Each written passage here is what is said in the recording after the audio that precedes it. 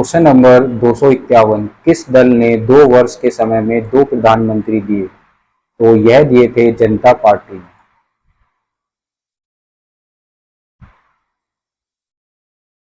Question number 252, भारतीय संविधान के अनुसार तथ्यात्मक संप्रभुत्व निवासी करती है, तो यह करती है आपकी प्रधानमंत्री ने।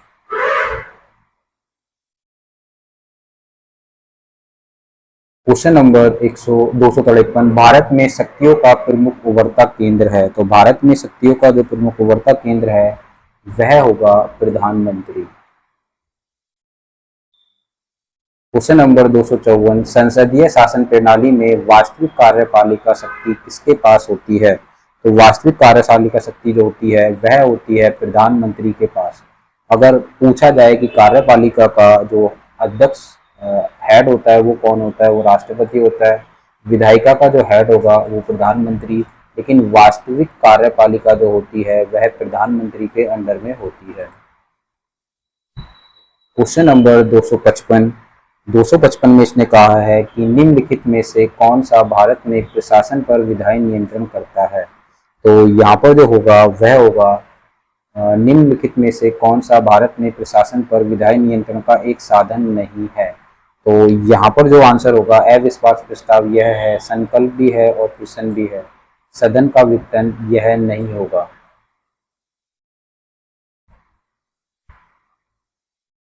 क्वेश्चन नंबर 256, भारतीय संघ का मंत्रिपरिषद सामूहिक रूप से जिम्मेदार होता है, तो यह जिम्मेदार होता है, मंत्रिपरिषद होता है लोकसभा के प्रति उत्तरदायी।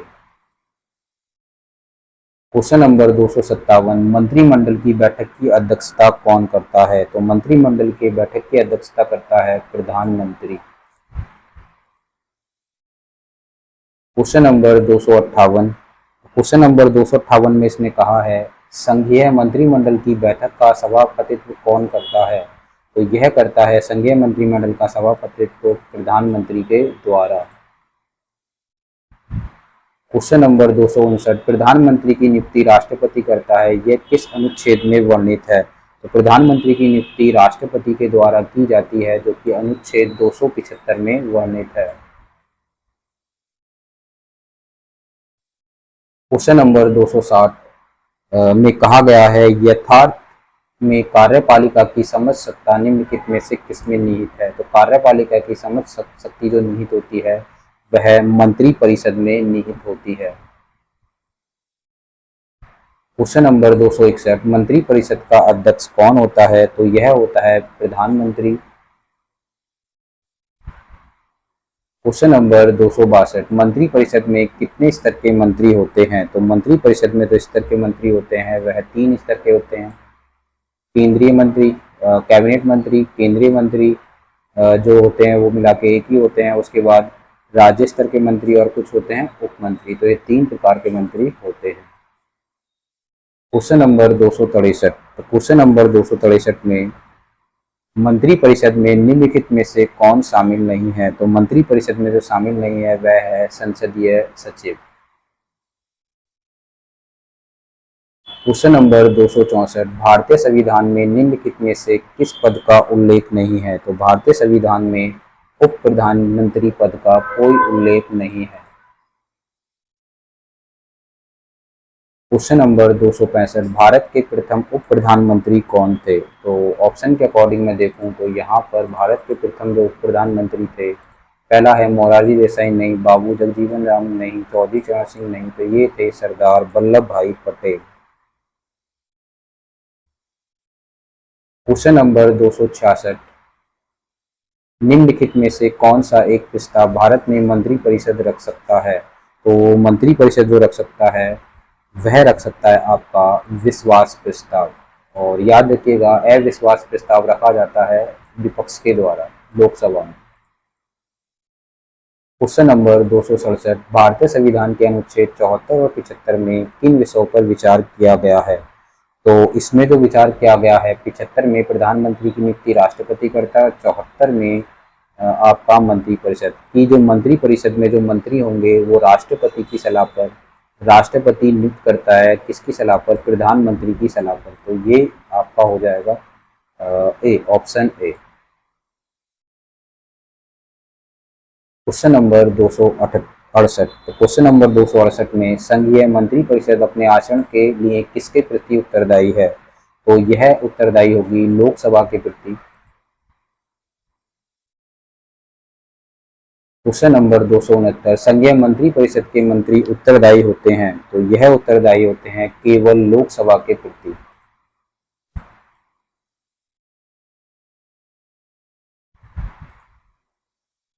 Question number 270। स्वतंत्र भारत के प्रथम लोकसभा अध्यक्ष कौन थे? तो यह थे जीवी मावलंकर, गणेश वासुदेव मावलंकर। आपको कमेंट बॉक्स में बताना है कि वर्तमान में लोकसभा अध्यक्ष कौन है। Question number 271। लोकसभा का सचिवालय किसके प्रत्यक्ष पर्यवेक्षण एवं नियंत्रण में कार्य करता है? तो लोकसभा का जो आपका सचिवालय है वह जो कार्य करता है वो लोकसभा अध्यक्ष के पर्यवेक्षण में प्रत्यक्ष रूप से कार्य करता है। Question number 272। निम्नलिखित में से कौन लोकसभा के अध्यक्ष कभी नहीं रहे? तो इसका जो आंसर होगा वह बलीराम भगत रहे हैं, हुकुम सिंह भी रहे हैं, के.वी. सुंदरम नहीं रहे हैं। Question number 273। कोई विधेयक धन विधेयक है या नहीं, इसका विनिश्चय अंतिम रूप से कौन करता है? तो इसका जो विनिश्चय करेगा ऑप्शन के अकॉर्डिंग राष्ट्रपति नहीं, उपराष्ट्रपति नहीं, यह करता है लोकसभा अध्यक्ष। इसकी जो पावर होती है वो लोकसभा अध्यक्ष के पास होती है। तो कोई भी विधेयक धन विधेयक है नहीं, इसका निर्णय लोकसभा अध्यक्ष करता है। Question number 274। लोकसभा में विपक्ष के किसी दल के नेता के रूप में मान्यता किसके द्वारा दी जाती है? तो यह मान्यता दी जाती है आपकी लोकसभा अध्यक्ष के द्वारा। Question number 275। लोकसभा के अध्यक्ष अपना इस्तीफा किसको देता है? तो यह चेंज कर लेते हैं, यह इस्तीफा देता है उपाध्यक्ष, और उपाध्यक्ष को इस्तीफा देना है तो वो अध्यक्ष को दे देता है। Question number 276। जिस समिति की सिफारिश में भारत में पंचायती राज की स्थापना की गई उसका अध्यक्ष कौन था? तो यहाँ ऑप्शन के अकॉर्डिंग देखें तो यहाँ पर पहला ऑप्शन दिया है अशोक मेहता नहीं, डॉक्टर इकबाल नायर नहीं, जीवन राय मेहता नहीं। तो यह सिफारिश की गई थी बलवंत राय मेहता समिति की सिफारिश पर। इसी प्रकार जो अगला क्वेश्चन दिया हुआ है यहाँ पर इन्होंने दिया है क्वेश्चन नंबर 277। जिला परिषद का मुख्य कार्य क्या है? तो जिला परिषद का मुख्य कार्य है समन्वय एवं पर्यवेक्षण करना। Question number 278। ग्राम पंचायत का निर्वाचन करना निर्भर करता है, तो ग्राम पंचायत का निर्वाचन करना निर्भर करता है राज्य सरकार पर। Question number 279। 1977 में पंचायत राज व्यवस्था की समीक्षा के लिए गठित समिति की मध्यस्थता किसने की थी? तो यह की थी आपकी अशोक मेहता ने। Question number 280। पंचायती राज प्रणाली में ग्राम पंचायत का गठन है, तो यह जो है आपका मिलेगा ग्राम स्तर पर। Question number 281। पंचायती राज प्रणाली कहाँ पर नहीं है? तो भारत में पंचायती राज प्रणाली जो नहीं मिलेगी आपकी वह अरुणाचल प्रदेश में नहीं मिलती है। Question number 282। निम्नलिखित में से भारत में पहला नगर निगम कहाँ स्थापित हुआ? तो भारत का पहला नगर निगम स्थापित होता है चेन्नई में। आपको बताना है कमेंट बॉक्स में कब इसकी स्थापना की गई थी। 283। यदि पंचायत भंग होती है तो किस अवधि के अंदर निर्वाचन हो जाना चाहिए? तो याद रखना 6 माह के अंदर नया निर्वाचन हो जाना चाहिए। Question number 284। तो क्वेश्चन नंबर 284 में पंचायती राज संस्थाएं अपनी निधि हेतु निर्भर होती हैं, तो ऑप्शन के अकॉर्डिंग देखें तो यहाँ पर जो निर्भर होंगी यह संपत्ति कर पर नहीं, विशेष कर पर नहीं, स्थानीय कर पर नहीं, सरकारी अनुदान पर यह निर्भर होती हैं। Question number 285। पंचायती स्तर पर राज्य सरकार का प्रतिनिधित्व कौन करता है? तो यह करता है ग्राम मुखिया, जिसको प्रधान कहा जाता है।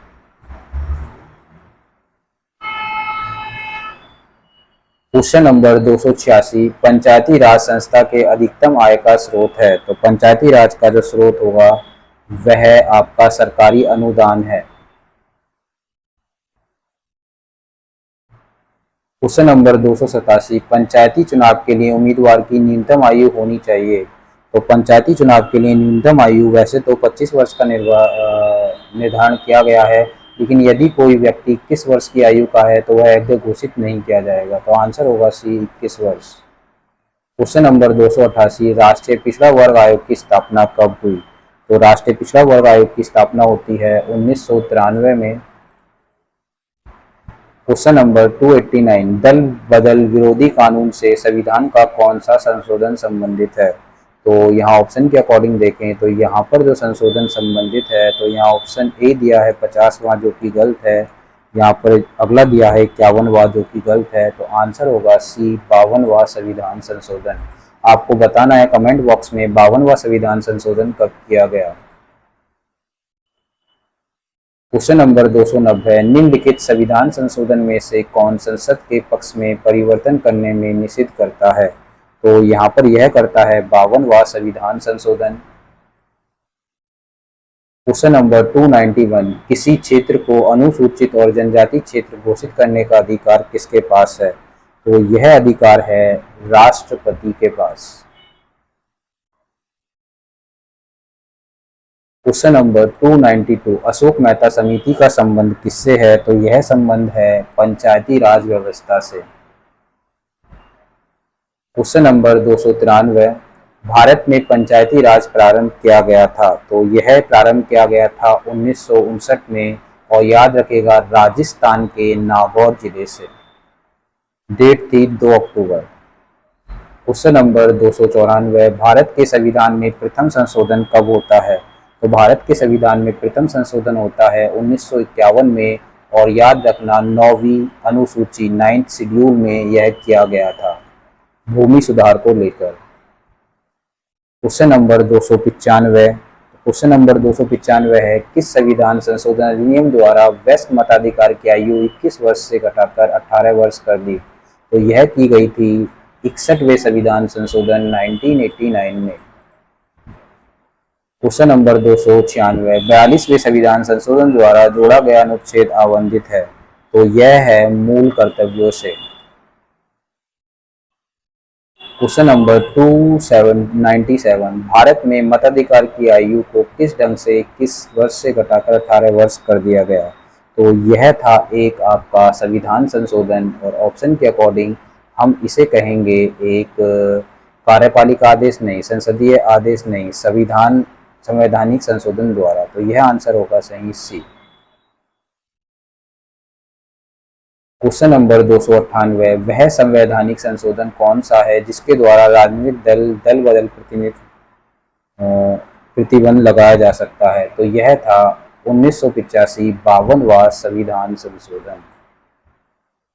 क्वेश्चन नंबर 299, भारतीय संविधान के संशोधन में कौन सा संशोधन केंद्रीय मंत्रिमंडल के आकार को सीमित करता है।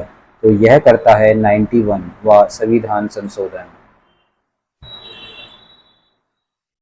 क्वेश्चन नंबर 300, संविधान संशोधन में कितने प्रकार से किया जा सकता है। तो संविधान संशोधन किया जा सकता है 3 प्रकार से। एक आपका विशेष बहुमत से, एक किया जा सकता है आपका विशेष बहुमत से, दूसरा साधारण बहुमत से और तीसरा विशेष बहुमत प्लस आधे से अधिक राज्यों की अनुमति के द्वारा। कमेंट बॉक्स में बताना है संविधान संशोधन प्रक्रिया कहाँ से ली गई है। तो अगला क्वेश्चन है क्वेश्चन नंबर 301, कौन व्यक्ति अनुसूचित जाति या अनुसूचित जाति का सदस्य है, इसका निर्धारण करने का अधिकार किसके पास है। तो अनुसूचित जाति और जनजाति क्षेत्र का निर्धारण राष्ट्रपति करता है और इसका अधिकार भी, सदस्य का अधिकार भी राष्ट्रपति के पास ही होगा। क्वेश्चन नंबर 302, पिछड़ा वर्ग आयोग का गठन कौन करता है। तो पिछड़े वर्ग आयोग का गठन करता है राष्ट्रपति। क्वेश्चन नंबर 303, पिछड़ा वर्ग आयोग का गठन कब किया गया था। तो यह किया गया था 1953 में। क्वेश्चन नंबर 304, दल बदल निरोधक अधिनियम किस तिथि को पारित हुआ था? तो यह पारित हुआ था आपका 15 फरवरी 1985 और संशोधन था 52वां संविधान संशोधन। और याद रखिएगा, दल बदल जो है वह आपका 10वीं अनुसूची में 10th शेड्यूल में स्थित है। क्वेश्चन नंबर 305, तो इसमें इसने कहा है किस राजनीतिक दल की स्थापना स्वतंत्रता से पूर्व हुई थी? तो यहाँ ऑप्शन के अकॉर्डिंग अगर देखें तो पहला ऑप्शन दिया है इन्होंने जनसंघ नहीं, स्वतंत्र पार्टी नहीं, तो ये थी भारतीय साम्यवादी दल। क्वेश्चन नंबर 306, वह भारतीय राजनीतिक दल कौन सा है जिसकी स्थापना ताशकंद में हुई थी? तो यह थी भारतीय कम्युनिस्ट पार्टी की स्थापना ताशकंद में हुई थी। कमेंट बॉक्स में बताना है ताशकंद कहाँ स्थित है। क्वेश्चन नंबर 307, राजनीतिक दल निम्नलिखित में से किसके लिए जरूरी है? तो राजनीतिक दल जरूरी है आपका लोकतंत्र के लिए। क्वेश्चन नंबर 308, निम्नलिखित में से कौन सा भारत का एक राजनीतिक दल नहीं है? तो यहाँ पर हम चेक करें तो शिरोमणि अकाली दल है, जनता यूनाइटेड है, भारतीय जनता पार्टी है और राष्ट्रीय लोकदल गठबंधन नहीं है। क्वेश्चन नंबर 309, निम्नलिखित में से किसकी स्थापना बी.आर. अम्बेडकर द्वारा की गई थी? तो इसकी स्थापना की गई थी स्वतंत्र श्रमिक दल के द्वारा। क्वेश्चन नंबर 310, भारतीय कम्युनिस्ट पार्टी का अस्तित्व किस वर्ष हुआ? तो ऑप्शन के अकॉर्डिंग देखें तो यह हुआ था आपका, इसने ऑप्शन दिया है पहला 1912, जो कि गलत है, 1915 गलत, 1918, तो सही आंसर होगा 1921 में। क्वेश्चन नंबर 311, भारत में मुस्लिम लीग की स्थापना कब हुई? तो भारत में मुस्लिम लीग की स्थापना होती है 1906 में, जो कि आपका बांग्लादेश के ढाका में हुई। और इसको स्थापना करने वाले दो लोग थे, सलीमुल्लाह खां और आगा खां। 312, किस राजनीतिक दल का चुनाव चिन्ह 1952 में आम चुनाव से अब तक अपरिवर्तित रहा है? तो यह रहा है आपका साइकिल, यह रहा है आपका CPI। Question number 313, Telugu Desam party का चुनाव चिन्ह क्या है? तो यह है आपका साइकिल। क्वेश्चन नंबर 314, भारत के निर्वाचक आयोग द्वारा निम्नलिखित में से राजनीतिक दलों में से किसे राष्ट्रीय दल के रूप में मान्यता नहीं दी गई है? तो यहाँ पर जो समाजवादी पार्टी है उसको नहीं दी गई है, बाकी नेशनल कांग्रेस पार्टी और बहुजन पार्टी राजनीतिक दल है, राष्ट्रीय दल है। क्वेश्चन नंबर 315, निम्नलिखित में से कौन सा क्षेत्रीय राजनीतिक दल है? तो यहाँ पर जो आंसर होगा वह होगा अकाली दल, जो कि क्षेत्रीय राजनीतिक दल है। क्वेश्चन नंबर 316, तो दल विहीन लोकतंत्र के पक्ष में कौन था? तो यह थे आपके भूपेंद्र नाथ नहीं, MN रॉय नहीं, जवाहरलाल नेहरू नहीं, तो आंसर होगा जयप्रकाश नारायण। क्वेश्चन नंबर 317, कांग्रेस का चुनाव चिन्ह क्या है? तो कांग्रेस का चुनाव चिन्ह है पंजा। Question number 318, Bharatiya Janata party का चुनाव चिन्ह क्या है? तो यह है कमल। क्वेश्चन नंबर 319, निम्नलिखित में से कौन सा एक क्षेत्रीय दल है? तो यहाँ पर जो अकाली दल है वह क्षेत्रीय दल है, बाकी कांग्रेस ये राष्ट्रीय दल है, जनता दल भी राष्ट्रीय दल है और भाजपा भी राष्ट्रीय दल है। क्वेश्चन नंबर 320, भारतीय साम्यवादी दल में किस वर्ष विभाजन होने पर भारतीय साम्यवादी दल का जन्म हुआ था? तो यह जन्म हुआ था 1964 में। क्वेश्चन नंबर 321, निम्नलिखित चुनाव चिन्हों में से कौन सा चुनाव चिन्ह आयोग द्वारा लोकसभा विधानसभा चुनाव में एक से अधिक राजनीतिक दल के लिए आरक्षित है? तो यह है आपका कमल।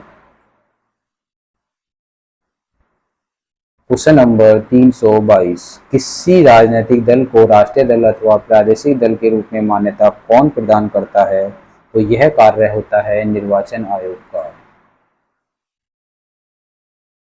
क्वेश्चन नंबर 323, भारत में दलीय व्यवस्था किस प्रकार की है? तो भारत में जो दलीय व्यवस्था है वह बहुदलीय प्रकार की है। क्वेश्चन नंबर 324, लोकतंत्र का कार्य संचालन किसके अभाव में संभव है? तो यह संभव है राजनीतिक दल के अभाव में। क्वेश्चन नंबर 325, जम्मू कश्मीर के मुख्यमंत्री की कार्य अवधि कितनी होती है? तो यह कार्य अवधि होती थी 6 वर्ष। क्वेश्चन नंबर 326, जम्मू कश्मीर का सदर ए रियासत पद नाम कब बदलकर राज्यपाल कर दिया गया था? तो पहले यहाँ के राज्यपाल को सदर ए रियासत कहा जाता था, जिसको बदलकर वर्ष 1965 में राज्यपाल कर दिया गया। क्वेश्चन नंबर 327, निम्नलिखित राज्यों में से किस एकमात्र राज्य का अपना संविधान है? तो यह कभी होता था जम्मू कश्मीर, लेकिन इसे 370 धारा हटाने के बाद हटा दिया गया है। क्वेश्चन नंबर 328, संविधान की धारा 370 किस राज्य पर लागू होती है? जैसे कि मैंने अभी जिक्र किया, तो यह लागू होती है जम्मू कश्मीर राज्य पर। क्वेश्चन नंबर 329, जम्मू कश्मीर के संविधान को कब अंगीकृत किया गया था? यह 1957 में अंगीकृत किया गया था।